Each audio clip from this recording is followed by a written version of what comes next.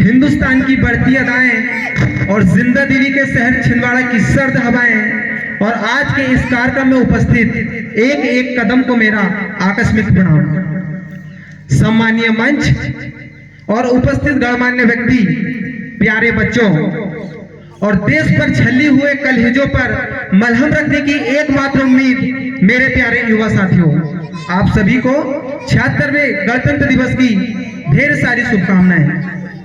मैं आनंद वर्मा आज के इस गणतंत्र दिवस के अवसर पर आप सभी के बीच देश प्रेम और राष्ट्र निर्माण पर कुछ विचार साझा करना चाहता हूं। आजादी का सही मतलब वही समझ सकते हैं जिसने कभी गुलामी की हो। हम सौभाग्यशाली हैं कि हमने स्वतंत्र भारत में जन्म लिया।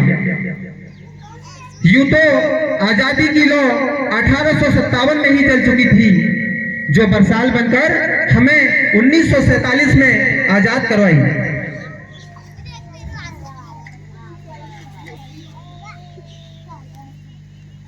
प्राचीन, मध्यकालीन और वर्तमान भारत का उदाहरण से स्पष्ट करना चाहूंगा कि जब हम फिरंगियों के फेरे में फंसे थे तो रंगदे बसंती की आवाज से टोलों के टोले उमड़ आया करते थे और वंदे मातरम के नारों से पूरा खून में आने वाला उबाल अंग्रेज शासकों की जड़ों में तूफान लाया करता था।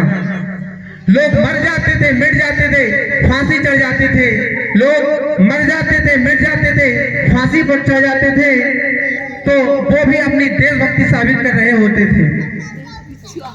लेकिन उस टाइम पे देश लड़ जाने को, मर जाने को, फांसी चढ़ जाने को कहता था, पर आज हमारा देश लड़ जाने को, मर जाने को, फांसी चढ़ जाने को नहीं कहता, बल्कि मेरे विचारों में हमारा देश यदि कोई भी व्यक्ति अपना काम पूरी जिम्मेदारी और ईमानदारी से करे ना, तो वही सबसे बड़ा देशभक्त है और उसकी ही सबसे सच्ची राष्ट्रभक्ति है।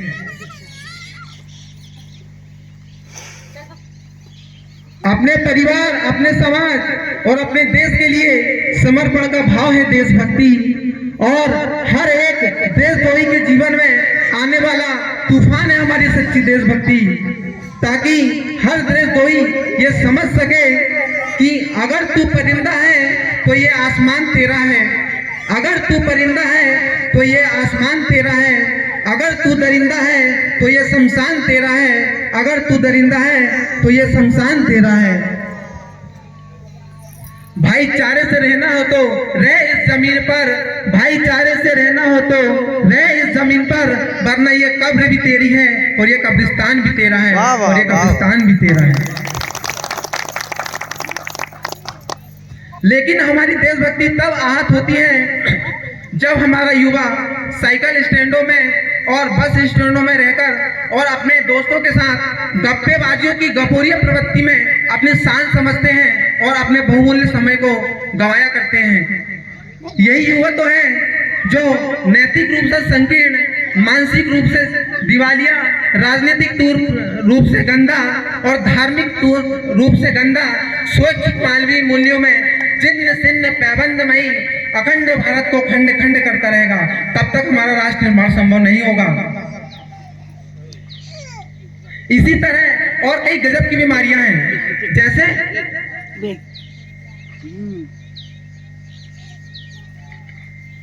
एक वैचारिक बीमारी हमारे समाज में मुझे नजर आती है। कहा जाता है कि हम दुनिया के सबसे बड़े लोकतंत्र हैं, जहां हिंदू पैदा होते हैं, मुसलमान, सिख और ईसाई भी पैदा होते हैं, पर बदकिस्मती कि अब इंसान पैदा नहीं होते। और मेरे विचारों में राष्ट्र निर्माण तब होगा जब राष्ट्र निर्माण के लिए ना हिंदू की जरूरत है ना मुसलमान की जरूरत है। राष्ट्र निर्माण के लिए ना हिंदू की जरूरत है ना मुसलमान की जरूरत है। राष्ट्र निर्माण के लिए सिर्फ एक ईमानदार इंसान की जरूरत है, ईमानदार नागरिक की जरूरत है।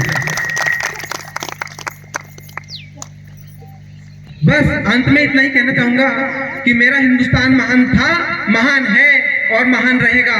मेरा हिंदुस्तान महान था, महान है और महान रहेगा।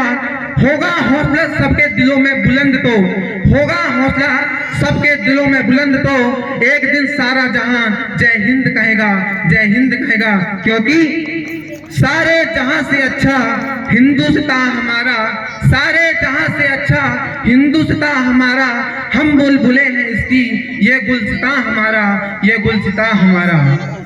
सर्वदा संवेदना की चाह हो, सर्वदा संवेदना की चाह हो, तुम तो हमारी चाह हो, हमको तुम्हारी चाह हो।